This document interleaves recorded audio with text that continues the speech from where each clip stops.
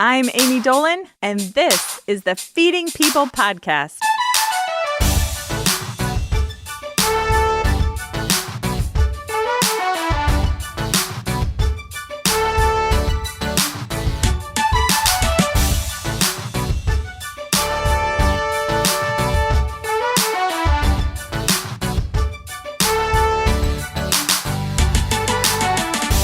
Hi, everyone. Welcome to Feeding People. This is Amy Dolan. I'm your host.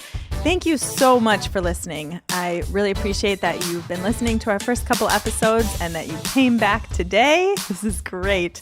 We're having the best time recording this show and sharing it with you. And I'm really thankful for your feedback and your encouragement. And I'm just really, really happy that you're liking it so far. We've got a lot of great friends and guests scheduled for our upcoming show, today's included. So you'll want to keep listening and keep coming back to the table with us here at Feeding People. You could really help us out right now by going to iTunes and rating the show, reviewing the show, and subscribing. That would help us out a ton.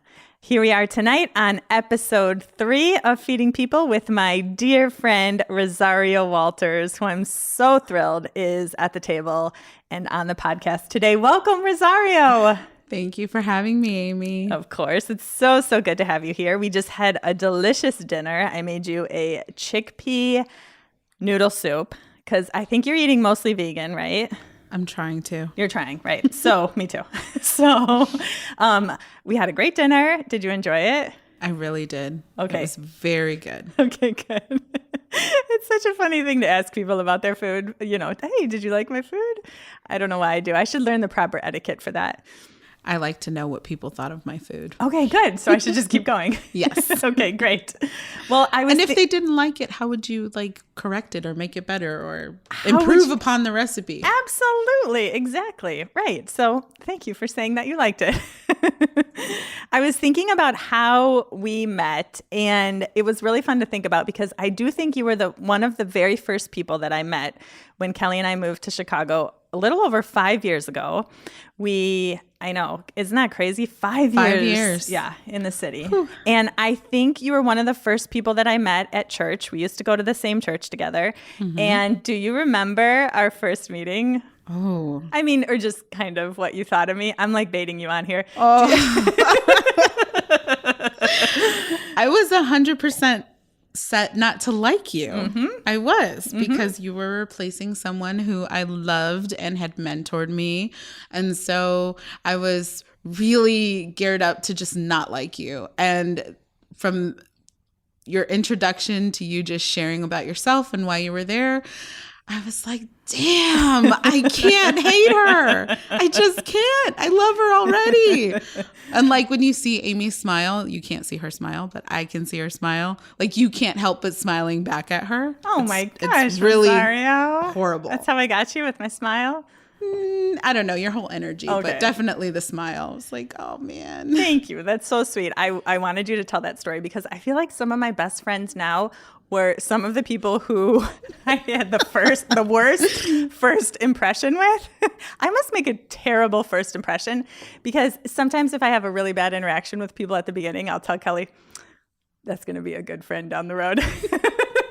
Well, it wasn't that we had a bad first impression. I mean, my first impression of you was just meeting you in person. You won me over, but it was just the thought of you coming. Yes. And taking over, filling the space that I just thought was perfect already. Yes. Thank you for that. That's so sweet. So we met almost over 5 years ago and have been friends ever since. You are a founding member of Sunday Supper Church and a leader. Ooh. So you've been such a friend to me through so many seasons. I text you so many different things when my days are going terrible, and you cheer me up and you listen, and you've just been an amazing friend. So I'm so thankful you're here today. I'm so thankful everyone will get to hear your story and your heart. So why don't you introduce yourself? How would you describe the famous Rosario Wolters? Oh, I don't know if I'm famous, but I would describe myself as a mother, a big sister. That's a huge part of who I am, and a wife. And I used to be a pastry chef and went to culinary school. Lots of things, but I guess mom, sister, wife, It's beautiful. I get to see all those things in your life. I get to see you be Oh yeah, an and amazing Amy mom. likes to call me a pastor, and I Yeah, just I do. always feel like, what? You're an incredible Me? pastor to our No. community. You really are. Yes. Good. So let's just get right to the food. What is the best meal you have ever had? This is going to be hard for me because I love to eat, and I really love to eat with people, and so I remember good food, but I mostly remember the people I'm eating it with, and so yeah, like I remember anything my husband cooks for me is amazing. He's a chef. I'm really lucky. Oh, I like how you just threw that in there. Anything my husband cooks is a chef. Is amazing.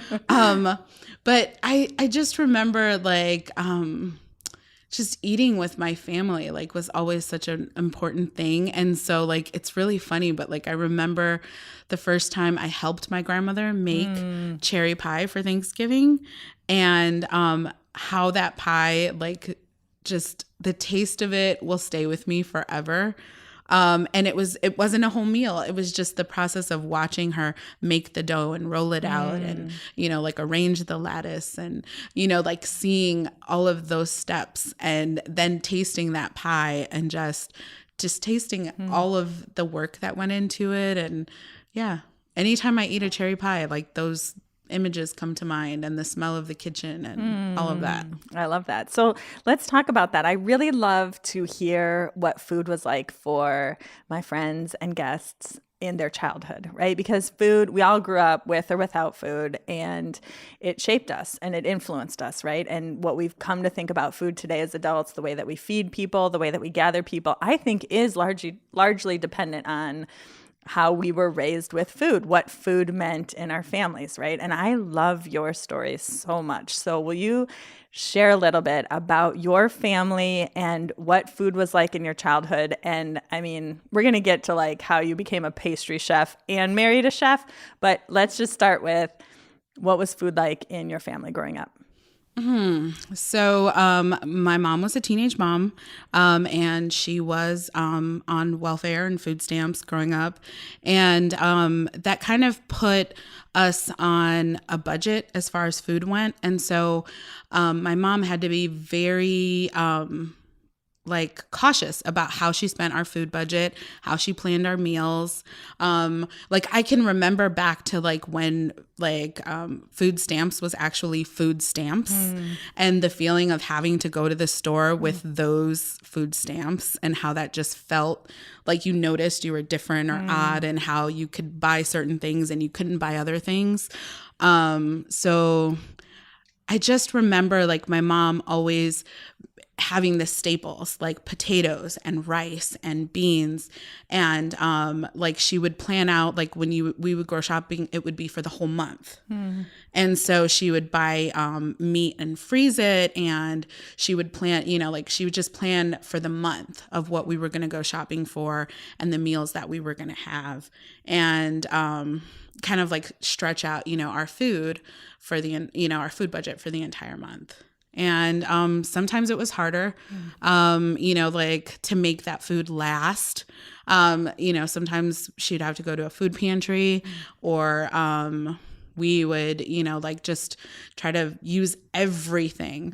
Like there was never anything thrown away in our house. My mom could make a awesome dinner out of anything, like rice and beans and a potato. And I'm telling you that dinner would probably be amazing. So, so it was sometimes really difficult, when we didn't have food, because I think that was one thing that my mom tried to make sure that we did have. Like, we didn't always have, like the best clothes or the best toys or, a lot of those things. But it was just like, you have to eat. And so my mom would really make sure that we had food to eat and that she put as much love and creativity into making those meals really good meals, Yes. Oh, that's so beautiful. So what did that shape in you? Like as you grew up, did you always know that you would have enough? Did you always know that the table would be as full as it could be and that the No. potatoes would make it to the end of the month? Or did you worry? No, I think I worried a lot. Like I worried a lot. And especially like my mom was very generous. And she would invite people over to our house all the time. And she to eat our food, you know, and to eat dinner with us. And I like it would make me so nervous because I'm like, we're gonna have how many people over? Yeah. Like, Mom, that's crazy, you know, because I just think, you know, like we need to make this is for us, you know, like that scarcity mindset, which is like, I don't want to share with anybody. But my mom, I mean, if she'd met somebody on the street who, you know, hadn't eaten, or, you know, a friend's kid got kicked out of the house or something, she'd invite them over, like, come hang out with us and eat dinner. And, you know, she never closed the door on anybody. She never, you know, like held back.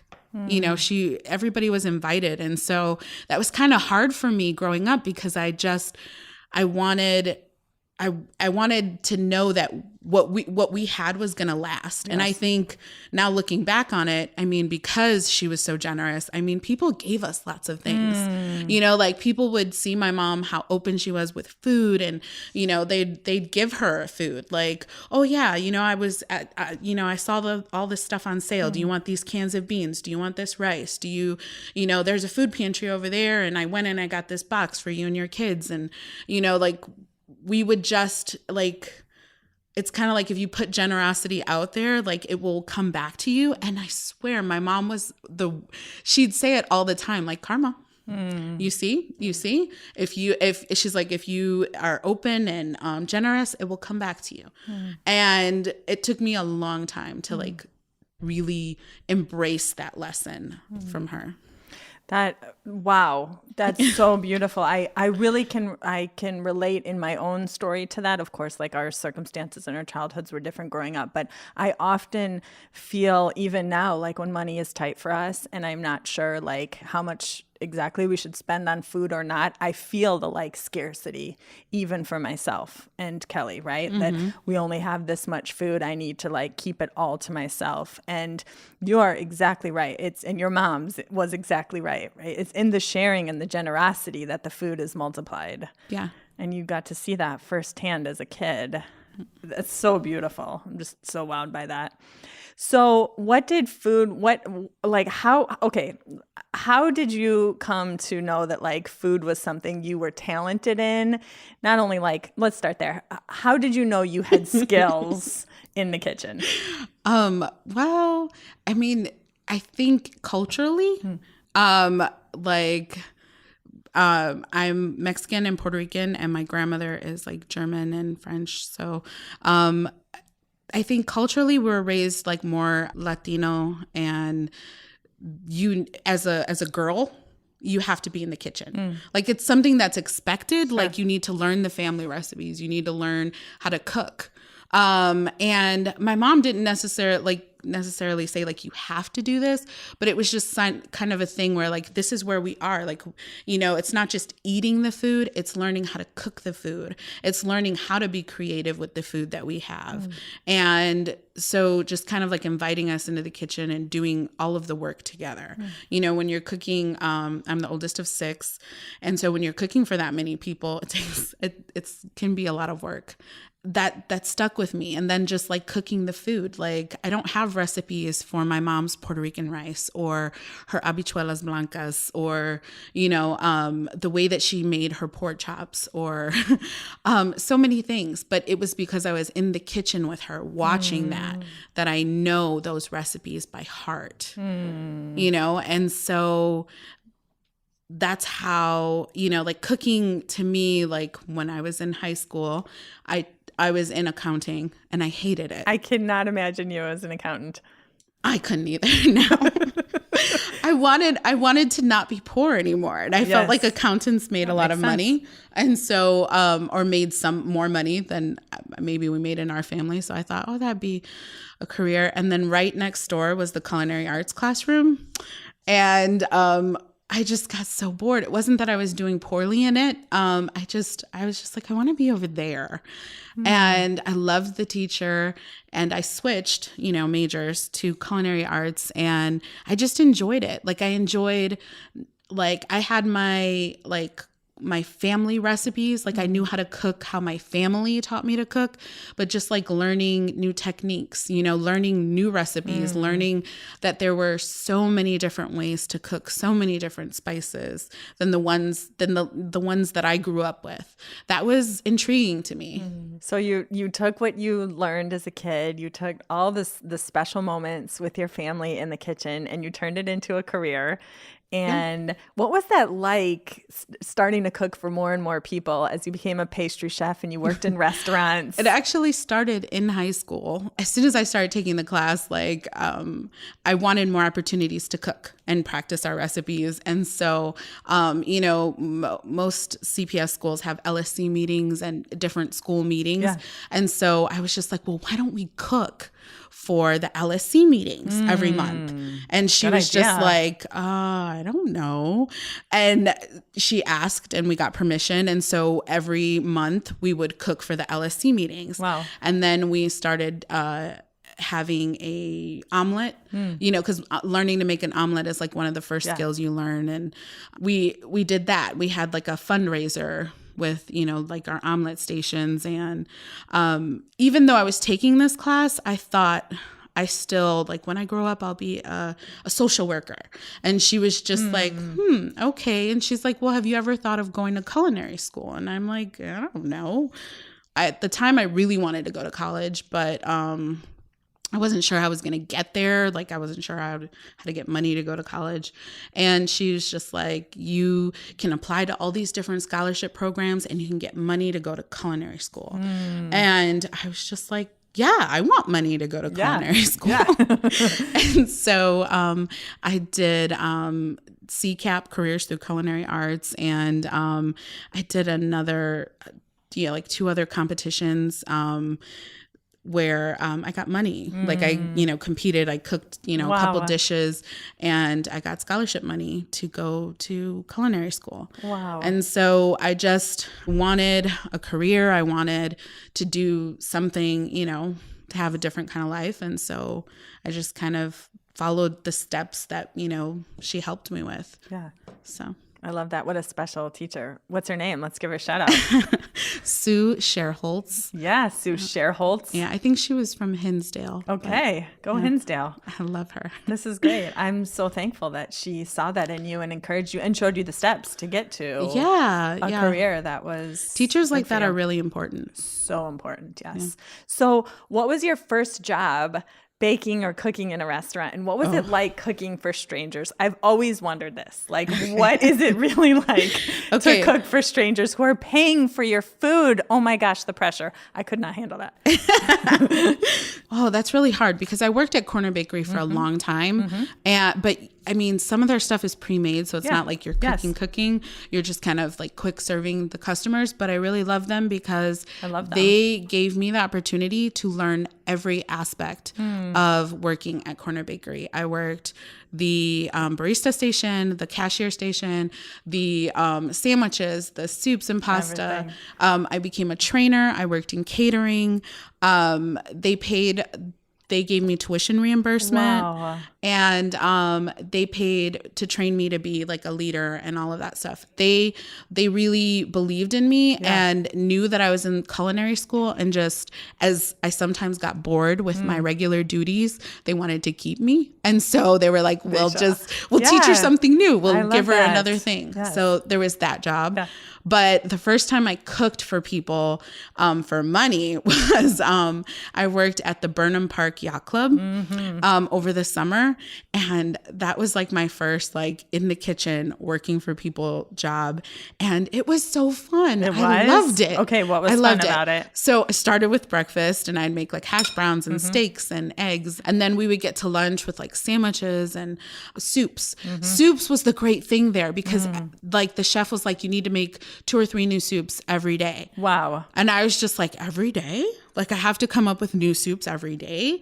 And so I worked there up until like the beginning part of dinner. So I'd go breakfast, lunch, prep dinner, and then I'd start off at dinner, and then I'd go home. All the meals. And I still worked at Corner Bakery too. Oh my gosh. Yeah. Oh my gosh. Okay. So you worked in a lot of different places. You met your husband in a restaurant, right? Yes. I met my husband when we worked at the Standard Club. Oh my gosh. Well, okay. I learned a lot there because I had my first internship there. And the crazy thing about culinary school internships is that a lot of fancy places expect you to work for free. Oh gosh. And coming from my family, I worked, and from the time I started working, I contributed to our family budget. And I could not, and I did get some scholarship money, but I was also paying, for books and things. Yeah. And I was just like, I can't afford to work for free. Right. So when it came to finding an internship, I needed to find an internship that paid. And so it really came down to the last minute finding my internship. I was walking around downtown Chicago, going into restaurants. Oh my gosh. And asking like, hey, are you looking for an intern? I'm in culinary school. I need a job. I need to get paid at least $10 an hour. Wow. And so your determination. I was determined, and I was like on the phone like every few minutes with the chef that was in charge of internships. He called me and he said, I have a friend at the Standard Club, Chef Rosenbaum. Go over there right now and he'll see you. And so I ran over there. It was raining. Oh my gosh. Got there, and I asked for him. They sent me up to the kitchen, and they didn't have interns yet. And I went in and I said, the chef from the Art Institute sent me over. I'm looking for an internship and I need to be paid. Oh my gosh. I was like, you have to fill out some paperwork, but I need to be paid. And he was like, sure, we pay like $12 an hour. And I was like, oh my gosh. So I was like, I can start like as soon as you want me. Like, and he was like, okay. And so I was their very first intern at the Standard Club. Wow. They have lots of interns now, because of or at least they did at the time, and after me. And so Brian was one of their later interns. Oh, followed in your footsteps. He did. And so that was a great job because I met my husband and I learned pastries there. Wow. Oh my gosh. Okay. There's so much I love about you. I'm so happy you're here at the table. We could talk about restaurants and everything that you know all day long because it's so much. But I want to change the course for just a minute and talk about how you're just this extremely gifted pastry chef, the very first intern at the Standard Club. I love it. And so I want to talk for just a minute about the way that you feed people in your home. Okay. The way that you feed your friends and family, because it is just one of the most beautiful things I've ever seen. And I'm so inspired by you. And I really do wish I could be like you in this area. And I don't know how. So maybe you can inform me and you can inform everyone. So I remember a couple months ago, you adopted your pit bull, yes, Hercules. Oh my gosh. We're pit bull mamas together. I love it. We are. So you adopted your pit bull, Hercules, and Kelly and I, it was like a random Saturday. I was like, we're coming over to meet your pit bull. You did invite yourself over. We did invite ourselves over. I knew it would be fine. And we came over, and this is so funny. I remember like parking on the street and being able to smell the Italian beef that was cooking in the slow cooker in your house, like before we even got there. And I'm like, what? Are they having a party? Like, what just happened? Do we invite ourselves over? And we went in and we were like meeting your dog, and it was so great. And then your husband, Brian, was like, oh yeah, I'm cooking Italian beef for our friends. They just said there's going to be like 10 people over for dinner tonight. And I was like, oh my gosh. Like it was this beautiful, like spontaneous, wonderful, lovely thing. And I was thinking about how ever since I've known you, like that just is the way you live. Like your door is always open. There is always someone living with you, always someone staying with you. You're always feeding people every single day, every single night, like whoever needs food. So, okay, I want to talk about all this because I don't know how you do this. I don't know how, like, I want to be a person whose door is always open. I want to be a person who my friends say I'm just spontaneously stopping by and I'm like, great, the house is a mess. There's no food. Come on over. But I feel like I can't always get past those things, right? So tell me about feeding people in your home and like how you and Brian both, you just embrace this, like we'll feed anyone anytime. How do you do it? Okay. So one is I told you about my mom and just like how she raised us. So that's part of it. Culinary school and working in the restaurant industry helped because in banquets, sometimes you're cooking for like 200, 300 people. So if I could make a dessert or dinner for 300 people, at least a part of it, then cooking for 20, 30 is nothing. Yes. It doesn't seem like a whole lot to me. And yeah, I don't know, like I don't mind. I like the company. That's another thing is that I love that. I love being with people. It like energizes me. Like I feel like I've just been plugged in or charged up and I have so much more energy. So I love that part of it. I love being with people come to my house. Like if I've invited you to my house, if I've invited you to dinner, like I really mean it. Like I want you to come. And I think the thing that helped, my mom was crazy about cleaning. When we had people over, just cleaning the house. Like I remember when we moved out, I had lots of dust and I was like, where did this dust come from? I don't remember dust growing up. Like, Mom. And I called my mom, like, what did you do with the dust?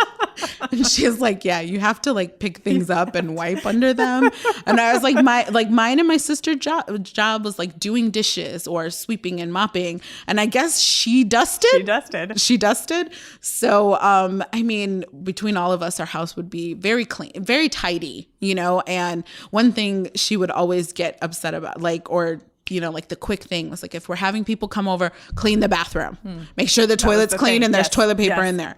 And so like, I have kids. My house is usually a mess. We have a pit bull now. It can be messy, but I try to look past that, try to make sure my bathroom's clean in honor of my mother. But I just like, my house is my house. I welcome you in and I want you to be at my table if I've invited you. And my husband's a really great helper. And so we kind of tag team a lot of things to go with dinner. And I just try to have that, like, embody that spirit that my mom had of like, if you're generous and, like people come, feed them, invite them, hear their story. Oh my gosh. Okay. This is so good. If people come, feed them. I mean, it's actually that simple, right? Yeah. It's actually that simple. But of course, me and a lot of people, right? We make it more complicated. I think that's something I learned working in the restaurant industry, the part that I didn't like. So, I mean, I don't work in food service anymore. And one of the things that it was relieving to leave behind was that some people, they make too much of food. They make too much of food and the food service, and it's got to be fancy, and it's got to be the next greatest trend, and it's got to be so much. And really, it's food. It's to taste. It's to enjoy. It's to enjoy the people that you're with. And when you're back there in the kitchen, you are thinking of the person eating the food. You want to, execute the dish. You want it to look the way that the chef wants it to look. You want it to taste that way.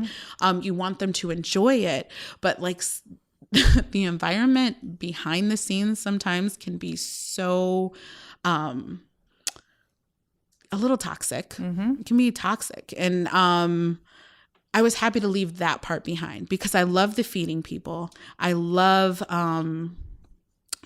watching people enjoy food. I love sharing the table with them.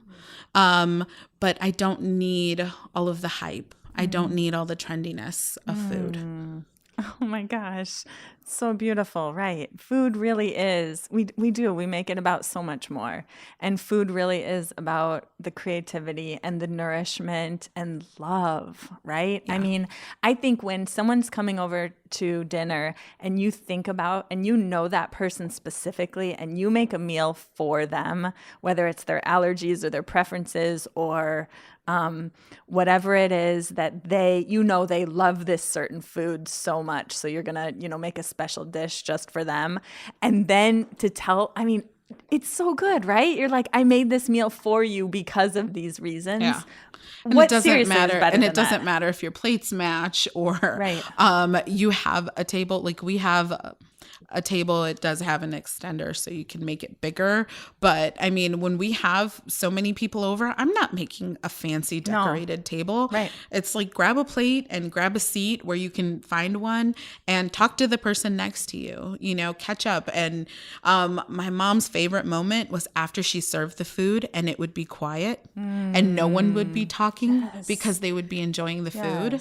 Yes. And I love that moment too. Like I know if everyone's eating and it's quiet for just like not forever, Right. not forever, Right. but there's just like everyone's tasting the food, everyone's enjoying They're the thinking food. about it. Yeah. And I'm just like, yes, I did it. Yes. That's the moment. It doesn't matter about the decorations or the fanciness of it. Nothing. Right. Oh my gosh. Oh, so good. So let's do a quick lightning round, okay, of some of your favorite things. Just like brag on yourself for a minute. What is the best recipe of yours? Oh, everyone will tell me that my best recipe is my Puerto Rican rice. Yes, They I've had it. love it. Yes, agreed. I am asked to bring that to every potluck I go to. And I don't mind it. Yeah. I don't mind it because it's actually, like my mom's recipe and it's been perfected over the years. Like there were a couple tricks that she added after she'd gone to Puerto Rico a few times.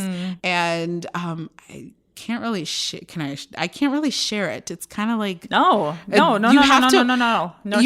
And if anyone you ask you to bring it, you have to ask me to bring it. Yeah. Or you have to come to my house and watch me make it. Oh, okay. Because that's how I taught that's how my mother taught me. That's how I taught my sisters. And that's how you learn to make it. Yeah. You have to see it. I love what you said about not being upset that people request it every time, because sometimes I get all like snooty about that, like, oh really, you want me to bring that again? Like, I don't mind. There are other things I can make, but you're right, it's because they love it. They love it and it's special and it's somehow like memory or love to them. It is. And my children don't enjoy it as much as everyone else does. Of course. My children are very I don't know, Americanized, or they don't enjoy like my mom, like my traditional like stuff that I grew up with. And so, but they have fancy tastes because their father and mother are chefs. Like, hold on a second. Yeah. Like if I was eating the meals as a kid in your house every day, I think maybe I would be a little like, oh, I don't even know what I have. True. Because Nathan loves salmon with brown sauce, which is like teriyaki sauce, and asparagus. I love it. Yeah, I love it. And couscous. Oh, naturally. And they have kind of snooty tastes for kids. But my Puerto Rican rice, which everybody loves, they're just like, oh, you made rice. Oh, okay. All right. So you heard it here on Feeding People podcast. If you would like Rosario's rice, you must go to her house. This is just like an invitation for everyone, I think. Yep. Which leads us to our next question in this lightning round. Where must people eat in Chicago, Rosario? I think I know what you're going to say. My house. Of course. My house. It is the best table in Chicago, right? Yes, it is. Or at Sunday Supper Church. Oh, okay. Yeah, Yes, you did. That's also the second best table. Because you and Ryan also cook. We also cook for Sunday Supper Church. It's like an extension of the Wolters dinner table. I love it. Yes, it is. Oh, Rosario, this has been so much fun. You are such a beautiful spirit and such a beautiful light. And I'm so thankful to be part of your crew and part of your life. What is a final piece of wisdom you'd love to offer people as they think about gathering their friends and family around the table, as they try to lean more towards an open door policy and letting people come in and enjoy their table in their house at any time? What is like a final piece of wisdom you want to share? People are happy to be invited. So just relax your standards, relax, how you think about your home and, the space that you have. Imagine people there. And when you have people there, be present and enjoy your food and your company. Oh, beautiful. Thank you so much, Rosario. I love you. And I'm so thankful. This was a great night. Thanks so much. Oh, thank you for having me, Amy.